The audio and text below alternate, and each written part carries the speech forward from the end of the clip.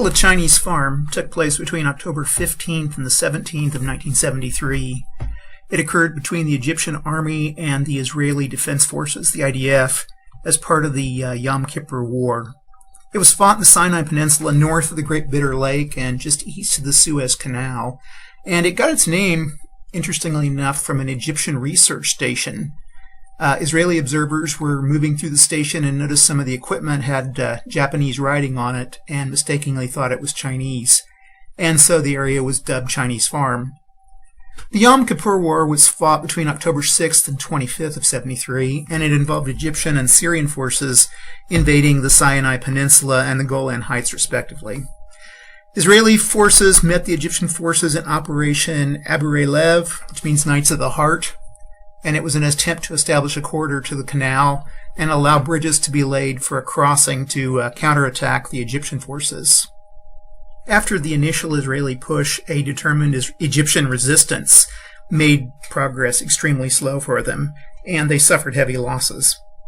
On the 9th of October 16th and 17th, the Israelis brought up paratroopers and tasked them with clearing anti-tank defenses so that armor could move towards the canal. While the paratroopers were quickly pinned down, they did provide a diversion so that the Israelis could move the bridging equipment to the canal without being detected. On October 17th, the Egyptians attempted to restore their defenses with a counterattack, but they were pushed back by Israeli forces in a battle that lasted for the entire day. Egyptian forces were forced to retreat, and Israeli forces then moved across the canal on pontoon bridges and into Egyptian territory, coming within 100 kilometers of Cairo before a UN-brokered ceasefire was declared. Now, an interesting footnote to this battle is a massive Israeli roller bridge, which was designed to be swiftly deployed on the canal, allowing Israeli troops to get across. It was just an amazing piece of engineering. Unfortunately, the fighting was over before they could get the bridge in place, so it was never used. Instead, smaller pontoon bridges were used. The Battle of Chinese Farm was noted for its intensity, with nearly 2,600 Israeli troops killed and 12,000 Egyptian troops. The Israelis lost nearly 400 tanks, and the Egyptians over 1,000. Across Suez was published in 1980 by SPI Games. It was designed by Jim Dunnigan and Mark Herman, and it was republished by Hobby Japan and Decision Games, who are still publishing it. Now let's go through the rules. The playing pieces are differentiated by color. Israeli units are tan with black printing, and Egyptian units are khaki with yellow printing. There are up to 5 pieces of information printed on each of these playing pieces, including combat strength, movement allowance, unit type, which is armor, mechanized, armor, cavalry, or infantry, unit designation, that is its military name, and the hex number it's placed in at the start of the game, unless it's a reinforcement. Combat strength is the basic power of the unit when it's attacking or defending, and it's used for determining the odds. A unit's movement allowance is the basic number of hexes it may move in one movement phase. A unit's movement allowance is measured in terms of movement points. Differing amounts of movement points are expended to move over different types of terrain. The game is basically played over 7 turns. Each player takes turns moving their units and making attacks.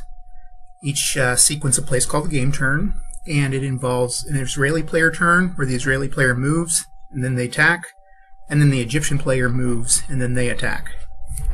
Now, movement's similar to most other hex-based war games. The basic entry cost to enter specific terrain hexes is specified in the terrain effects chart, and a unit expends movement points to cross each type of terrain, and if a unit does not have enough movement points to expend to enter a particular hex, it can't move any further. A hex containing more than one type of traversable terrain is entered at the higher of the 2 movement costs, and when a hex site has a plus cost attached to it, that cost is in addition to moving through that hex. When a unit enters a hex through a road or trail hex side, it pays only the cost of moving one hex along the road or trail, regardless of what type of terrain is being crossed. Conversely, a road or trail has absolutely no effect on movement if the hex it is has been entered through a non-trail or non-road hex side. In other words, you have to pay regular movement to enter into a road, but once you're on that road, you can use road movement. Note there are 6 hexes adjacent to each unit, and these hexes are called the zone of control. Whenever a unit enters the zone of control of an enemy, that moving unit has to immediately stop and can move no further during that movement phase. If a unit begins their movement phase on its turn adjacent to an enemy unit that is in their zone of control, It can leave that hex and move normally, so long as the first hex it enters in that move is not in an enemy zone of control. It can subsequently re-enter an enemy zone of control, but it must stop immediately. So in other words, you could move out of an enemy zone of control and back into that enemy zone of control if you wanted. During its combat phase, each unit may participate in an attack against an adjacent enemy-occupied hex, and units are never forced to attack. No unit may participate in more than one attack per combat phase, and no unit may be the object of more than one attack per combat phase. All units are free to choose which unit they attack, and more than one unit can combine forces to attack a single target. The attacking player adds up their combat strength of all the attacking units and then subtracts the combat strength of all defending units. The resulting number is a combat differential. This is not a combat odds situation, but a combat differential situation. The player locates the column heading on the combat results table that corresponds to that differential. They roll the die and cross-index the die number with the differential column and read the results. And the results are immediately applied. They can include an AE, that's an attacker eliminated, an AR, the attacker retreats one hex, an EE, that's an equal elimination. In other words, both sides lose the same number of points, or same number of units, I'm sorry. A DR, the defender retreats one hex, and a DE, the defender's eliminated. If combat results include a retreat and the retreating unit is forced to move through an enemy zone of control, that unit's eliminated. So you can surround things and eliminate them. Units cannot leave the map, and if a result of combat, a unit's forced to leave the map, it's also eliminated. Once the unit is retreated, the non-retreating combatant may then move into the vacated hex of the retreating unit. Terrain does have some effects on combat. A defending unit in an elevated sand hex, the Chinese farm hex, or the Barlev hex will benefit from a leftward shift on the combat results table column, used when the unit is attacked. An elevated sand hex or a Barlev hex produce a one-column shift.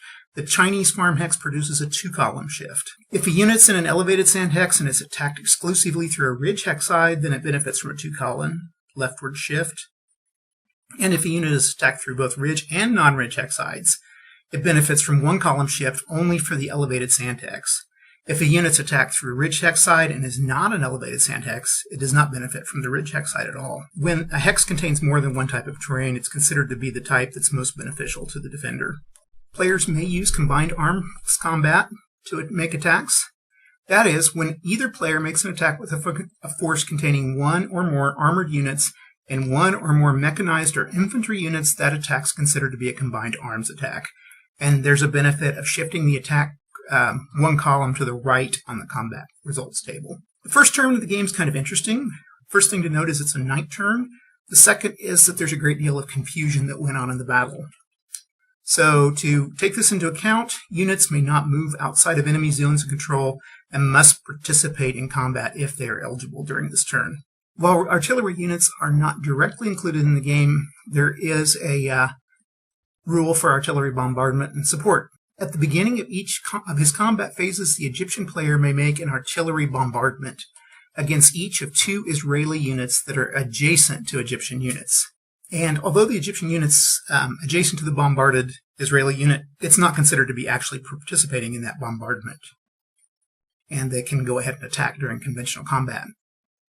Also, no advance after combat takes place in case of successful bombardment. Bomb unit may also be attacked conventionally by other units in the combat phase. And also note that Israeli units may not be subjected to two bombardments in the same combat phase. Pretty easy to figure out. In each artillery bombardment, the Egyptian player rolls a die once, and if the result's a 1, the Israeli unit's eliminated. If the Egyptian player has only one target in his unit's zones of control, he loses the right to make the second bombardment, and you can't accumulate unused bombardments. Now for artillery support, which applies to the Israeli player may provide artillery support to one of their attacks. The Israeli player gets one additional supported attack for each Israeli unit that's across the Suez Canal. An Israeli artillery support attack shifts the combat results table column of the attack one to the right. Before rolling the dice to resolve a supported combat, the Israeli player announces that they're using artillery support. They make a shift. Combat is then resolved normally, and the results are resolved normally. Night turns. During turns 1, 4, and 7, units have their movement reduced to 2 movement points only, and they may not use the artillery attacks. Reinforcements. If a reinforcement's unable to enter a reinforcement hex because an enemy's occupying it, they can go ahead and move into adjacent non-occupied hexes. Players may delay reinforcements if they wish. Now, one of the things that the Israeli player is going to try to do is cross the Suez Canal. To do this, Israeli units may exit the map from the Matzmed Bar-Lev position, which is hex 0112, and having 6 or more Israeli units across the canal is a necessary precondition for Israeli victory. Units across the canal also increase the number of Israeli artillery-supported attacks that have been made, as I mentioned above. Israeli units may cross the canal from Matzmed hex by expending 3 movement points, and if the bridge unit is in the Matzmed hex, that big giant mechanized bridge, it costs only 1 movement to cross. And once they've crossed, those units cannot come back into the game. Without the bridge unit in place, no more than 2 Israeli units per Israeli movement phase may exit the map at Matzmed, and Egyptian zones of control have no effect upon the canal crossing. So they can move right past an Egyptian unit if it's there. If the giant mechanized bridge is in place, then an unlimited number of Israeli units may leave the map by crossing the canal. So victory. At the end of the 7th game turn, play stops and the winner is determined by whether or not the Israeli player has a bridge unit in hex 0112 with a line communications to hex 1708, and whether or not at least 6 Israeli units are in the Cross Suez units box. If these conditions are met, the Israeli player wins, and if not, the Egyptian player wins. And I can say from playing this game a number of times, this is a very hard condition to make. So you may have to adjust this a little bit. I went ahead and have played it where Israeli victory occurs if they're just able to get those 6 units across, and I don't worry about the line of communications. In the normal rules, a line of communication is defined as a continuous path of clear and or road hexes that are uninterrupted by the presence of enemy units. Now, note, for the purpose of tracing this line, friendly units cancel the effects of enemy zones of control in any hexes that they occupy. Now, the big bridge unit's kind of interesting that once it's been placed, the Israeli bridge unit is kind of interesting, is that one, it can only go through clear or road hexes. This thing was really hard to move around. And once it's been placed on hex 0112, the Israeli player loses the game if it moves or is forced to move due to combat. Okay, let's play the game.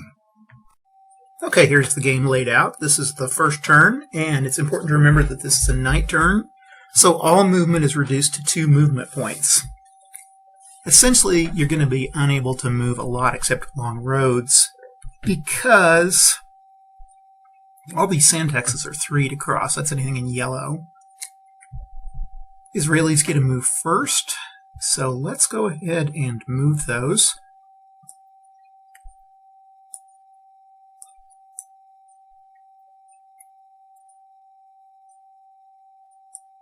Okay.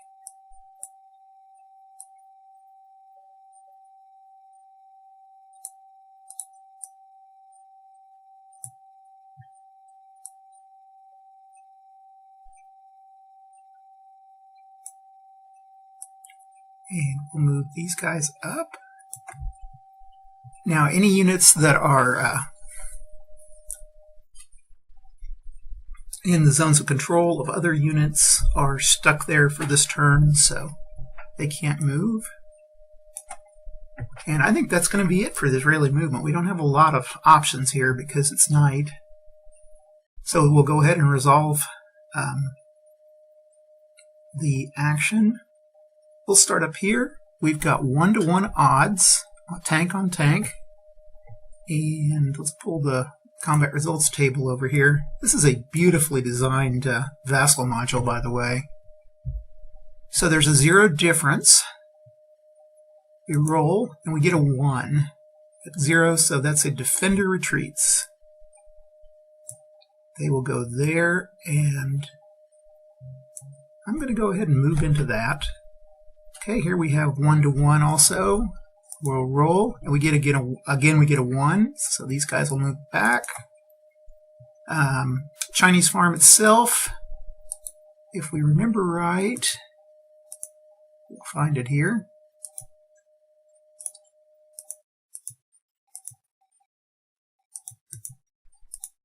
I think Chinese Farm moves everything 2 to the left. So anyway, 3 to 2. So there's a +1 advantage the Israelis have, but we're going to move it 2 to the left, so it's -3 or less. Again, a 1, so the attacker retreats, which is problematic because you're retreating into zones of control, so this unit here has been eliminated. Okay, over here we have a 5 to 3, a +2. We roll a 4. It's a defender retreat, and this infantry unit has nowhere to go, so they're eliminated. And finally, we have a 1 to 1 here. And I shouldn't say 1 to 1, I say a differential of 0. And that's a 0, so attacker retreats here. And I'm going to leave him in place. If he goes down too far, it's going to be too easy to get surrounded. Okay, the Egyptian units can now move. They don't have a lot of movement. We're going to stay in Chinese Farm. It has too good of a defensive position. It's going to be hard for anybody to move because of this 9 moves. That's it. The Egyptians can't really move here. They can attack, though, or they have to attack. So we'll see. I guess they don't have to attack, but I'm going to give it a 5. And that's an attacker retreat. And we have a differential of 0 here. And it's a 1. That's a defender retreat. And I'm going to keep on that guy. And I think that's it. Okay. We move to turn 2. Turn 2, the Israelis get to bring these guys on board. And the Egyptians get to move these guys on board. So we'll go ahead with the Israeli units. I'm going to go ahead and move these guys here. 1, 2, 3. They have an 18. So I'm going to move them off.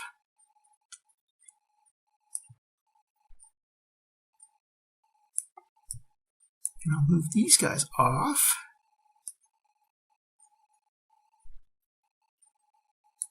Okay, there's half my units that have been moved off. I'm going to then move this guy back. Let's see, check our sand is 3. And actually, I'm going to move here. 3, 6, 3, 6, 9. Oh, 3, 6, 9. Let's move there. 6, 9. We're going to try to surround some guys. Get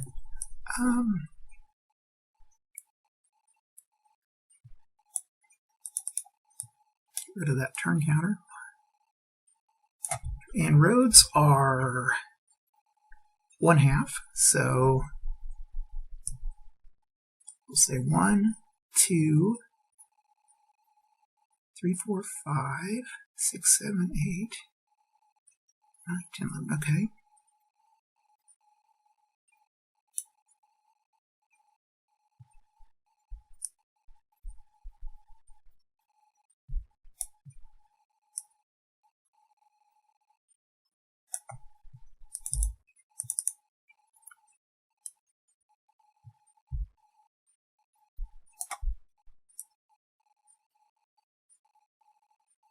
Going to try to cover that left Israeli flank there. Oh heck, let's just go bring it back in here. And then these guys have 12. 1, 2, 2.5. Okay, we'll move that in there. 1, 2, 3, 4, 5, 6, 7, 8, 9, 10, 11. 1, 2, 3, 4, 5, 6, 7, 8. Okay. And that's going to be it. Okay, now then the Israeli player is going to go, and they have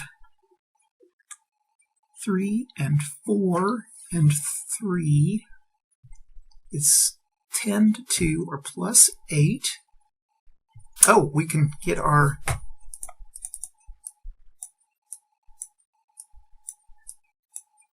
think those will go next round. So we have one additional fight, or one additional artillery unit that the Israelis can use. So let's go ahead and use that on this one.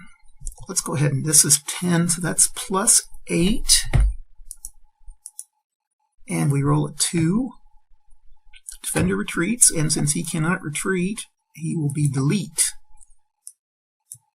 Okay, then this guy, we have a plus 2 differential here, and we're going to say it's plus 3 because we're going to add our artillery. Okay, 5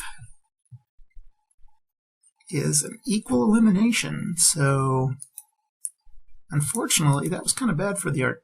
This one, since you have to each lose a unit, there's only 2 units involved, we're going to delete and delete.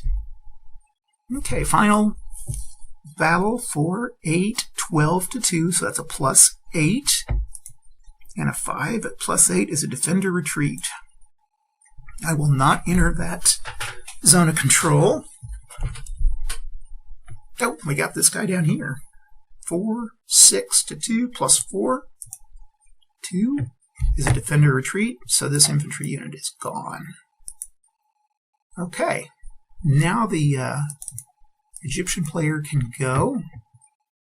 And we are going to try to figure out what we can do here. 2, let's see, 3, 6, 9. Let's bring this tank down. And now we can cross through friendly units. So this is 3. Trails are, let's see, trails are 2 to cross. Okay, there's 3, 4, 5, 6, 7, 9, 10, 2. Okay, we will stay in Chinese farm.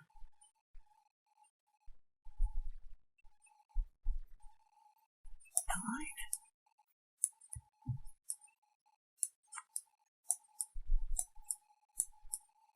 I'm going to block it right there. And then 10.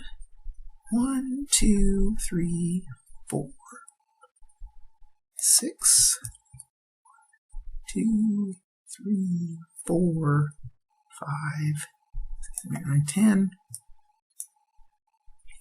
And they will fight there. 3. Now, let's just go. 1, 2, 3, 4, 5. 2, 3, 4, 5, 6, 6.5 right there.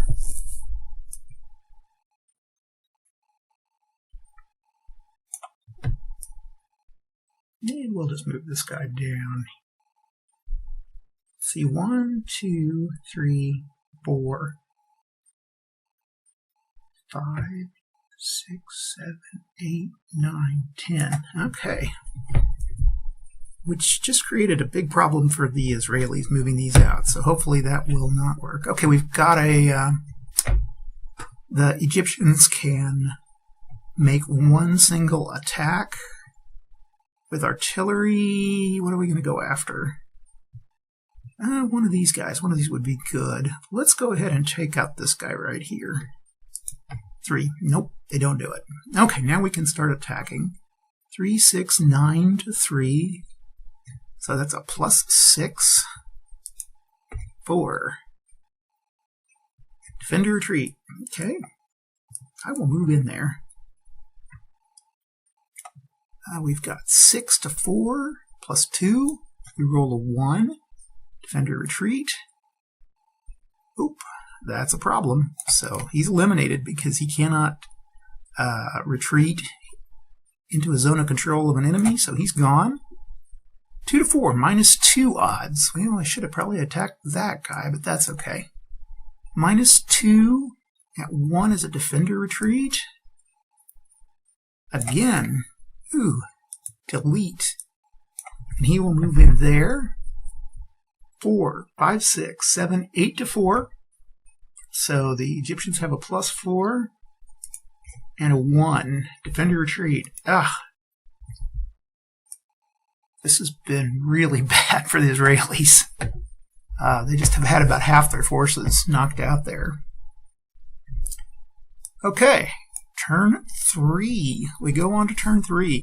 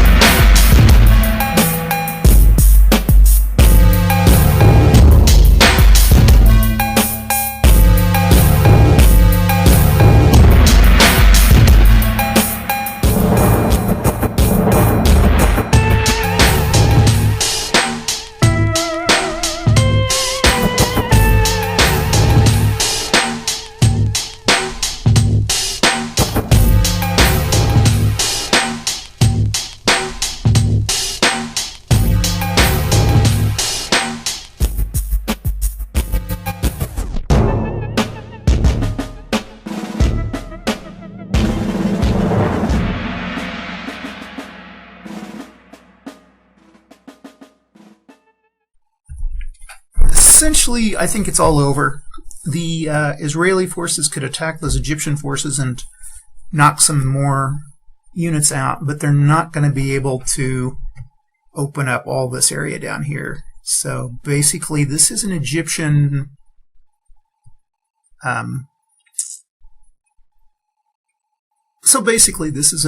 victory. Now, I found the game pretty hard for the Israelis to get a victory on this one. The things I would do is probably make it that you'd have to get the 6 units across or get the bridge there. But generally, the Egyptians are going to pretty much control things here in the west, and the Israelis are going to have a hard go of clearing enough to clear a road that'll go through without going through any Egyptian zones of control. But still, I think it's a good game. I think it's got some fun things about it, and as a solitaire, I think it works well, particularly trying to play as the Israeli side and beat the Egyptians, and obviously trying to play the Egyptians as best they can. So I don't know. I'd give this game a 7 or maybe an 8 out of 8 because it's fun, it's fast, it's a good beginner's game for learning. I think I would probably let the beginners play the Egyptian forces and then play the more experienced player playing the Israeli forces so that the Egyptian player would have a pretty easy chance of winning. That's a good way to bring people into the hobby, is let them win a few times. Once they've got it down, then you can be kind of merciless to them. So that's kind of my wrap this week. Thanks for sticking with me. Sorry it's been a few weeks since I've gotten anything done. It's been kind of busy around here with the holidays and work, but we'll get back on a regular schedule. Anyway, I thank you very much, and like and subscribe if you would, and we'll see you next time. Bye.